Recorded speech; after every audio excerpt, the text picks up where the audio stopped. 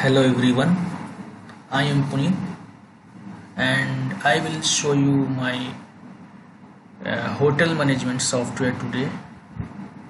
Uh, दोस्तों मैं इससे अभी लॉगिन करता हूँ।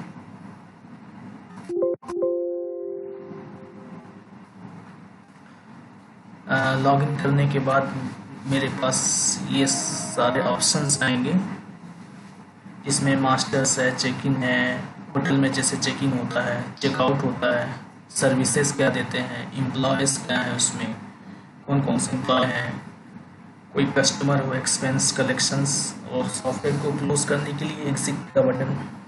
इस तरह से हम सबसे पहले सॉफ्टवेयर में हम मास्टर्स की एंट्री करेंगे। जैसे आपका कोई होटल है तो उसमें सारे रूम जो भी आपके अवेलेबल हैं उनको हम मास्टर में एंट्री करेंगे।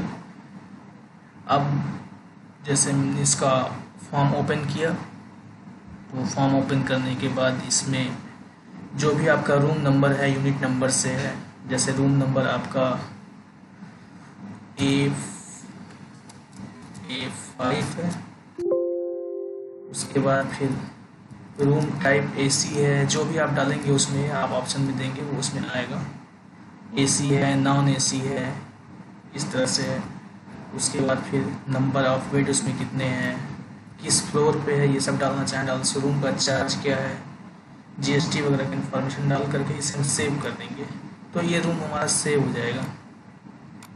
उसके बाद इस तरह से हम मास्टर में सारे एंट्री करेंगे। उसमें आप सर्विसेज क्या देते हैं, जैसे कि आप होटल में अगर आप इसको यूज करना चाहें तो कर सकते हैं। जैसे इसमें कोई आप आइटम भी देते हैं, मान लीजिए अगर होटल में कोई स्टे करता है और कुछ ऑर्डर कर देता है, जैसे खाने पीने का ऑर्डर है, कुछ भी है, तो वो आइटम का एंट्री कर देंगे तो आपको जब भी कोई ऑर्डर करेगा तो वो ये सब आइटम आपके सामने आ जाएगा। इस तरीके से हम सर्विसेज का एंट्री कर लेंगे।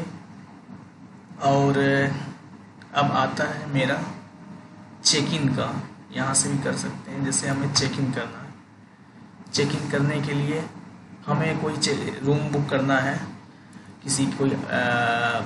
किसी पार्टिकुलर डेट से चेक करना होगा किस डेट से किस डेट के बीच में खाली है। तो हम यहाँ पर डेट सर्च करेंगे, फ्रॉम डेट से to date, check in date से चेकआउट डेट के बीच में।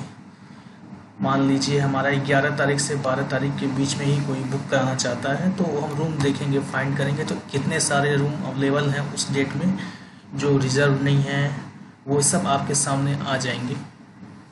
अब मान लीजिए कोई आपको रूम है, जैसे यहाँ पे ऑप्शन में भी दिया हुआ है रूम वही है, यहाँ पर भी रूम वही सेम है। आप यहाँ से डायरेक्ट चेक इन करेंगे। कोई मान लीजिए एक रूम बुक करना चाहता है, लेकिन आप मान लीजिए कोई ऐसा भी कस्टमर आ सकता है जो एक दिन में ही, मतलब आप एक ही कस्टमर वो 2-3 रूम बुक करना चाहता है। तो ऐसा अगर ज़रूरत पड़े तो हम यहाँ से सेलेक्ट करके इस मल्टीपल रूम को यहाँ से चेक इन कर देंगे, और नहीं तो फिर जैसे कि कोई एक सिंगल रूम ही लेना चाहता है जनरली, तो रूम नंबर मान लीजिए 500 वाला है, ऐसे ही हमने रूम की एंट्री कर दिया है रैंडमली। आप जिस तरह से एंट्री करना चाहेंगे कर सकते हैं। तो चेक इन करेंगे, 500 वाले पे हमने चेक इन किए। जैसे चेक इन करेंगे वो रूम आपके सामने यहाँ पे आ भी जाएगा। रूम नंबर 500 है, टाइप AC आपने डाला तो AC है, उसका चार्ज 2000 रुपया है। अब जो भी मान लीजिए कस्टमर है, अगर कस्टमर पहले विजिट कर चुका है तो इसमें रिकॉर्ड मेंटेन होता रहेगा। बाय द वे मान लीजिए वो कस्टमर नहीं आया तो उसका नाम डालना पड़ेगा। अब जैसे मैं ऑलरेडी नाम डाल देता हूँ, इसमें कोई भी अगर आया हो तो उसका नाम आ जाता है।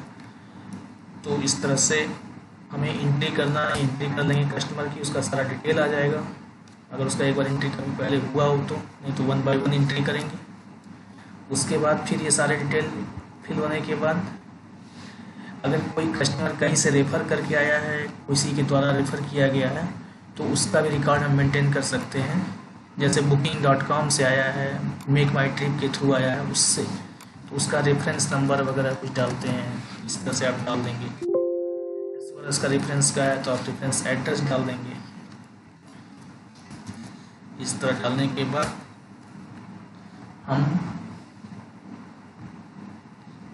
चेक इन डेट तो हमारा वही रहेगा, इसमें हमने सेलेक्ट किया। उसके बाद फिर चेक इन से चेकआउट डेट, और आईडी टाइप हम इसमें कुछ भी डाल देंगे, आईडी नंबर डाल देंगे और नंबर ऑफ एडल्ट इसमें जो भी है वो डाल देंगे और इसको हम चेक इन करेंगे।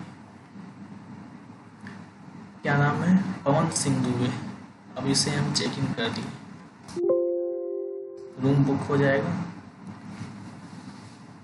रूम बुक होने के बाद हम इसको देखिए, रूम बुक होने के बाद एक रिसीप्ट एक्नॉलेजमेंट है, जिस साइज का भी आप चाहें उसको बनवा सकते हैं। इसमें हमने दिखाने के लिए इस साइज का दिखा दिया है। तो ये आपका एक जो आपको मिलता है इस बुक होने के बाद एक कोई रसीद टाइप का, जिससे वो प्रूफ रहे कि हाँ हमने रूम बुक किया है स्टेट से स्टेट के बीच में। तो ये बुकिंग नंबर भी आपका रहेगा, उसका नाम है, ये सब मोबाइल नंबर उसका डिटेल रहेगा, वो आप रखे रहेंगे अपने पास। ठीक है।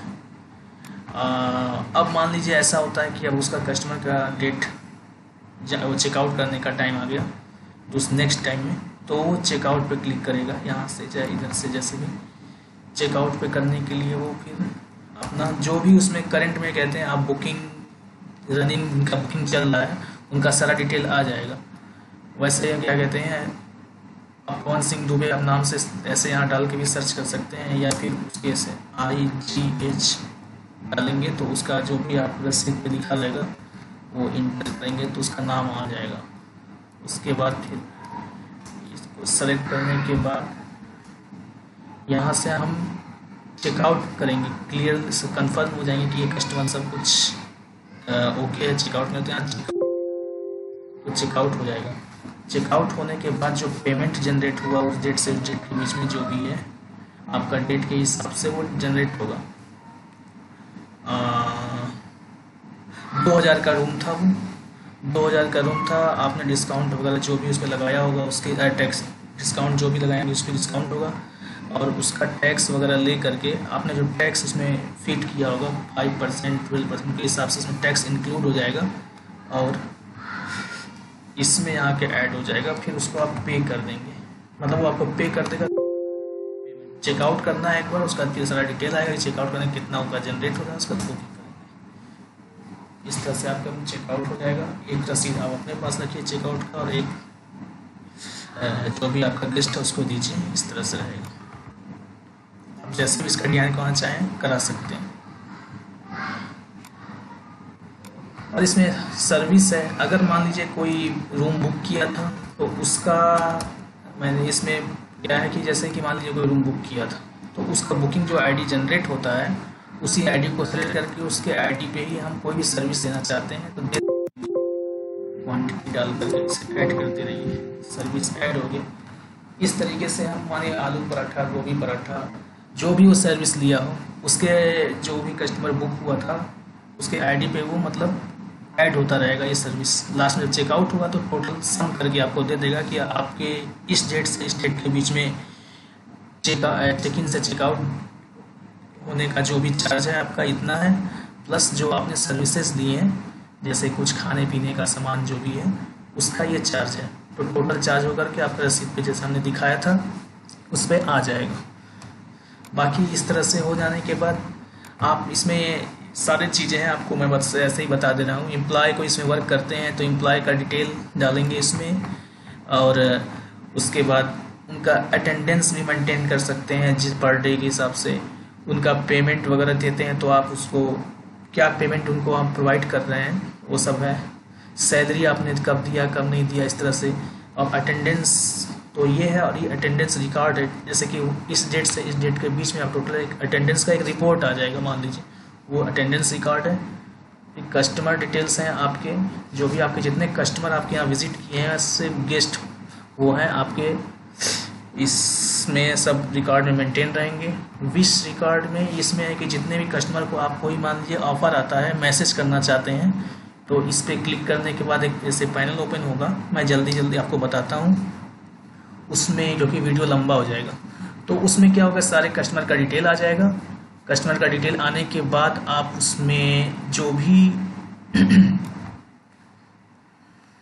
कस्टमर का डिटेल आने के बाद आप जो भी कस्टमर का वो नाम सेलेक्ट करेंगे और उसको फिर उनके साथ मोबाइल नंबर जो उनको अभी इनका एंट्री हुआ रहेगा, उस मोबाइल से रिलेटेड जितना भी आप मैसेज लिखे रहेंगे वो आप उनको मैसेज चला जाएगा, एक ही बार में सारे को मैसेज चला जाएगा, कोई भी आप मान ली मैसेज करना चाहते हैं। ये पर डे कलेक्शन का है, डेट वाइज कलेक्शन जो आपका हुआ उस तरह का कलेक्शन का है। और ये सॉफ्टवेयर को क्लोज करने के लिए हमें एग्जिट का बटन दबाया। और वीडियो देखने के लिए बहुत बहुत धन्यवाद। Thank you everyone.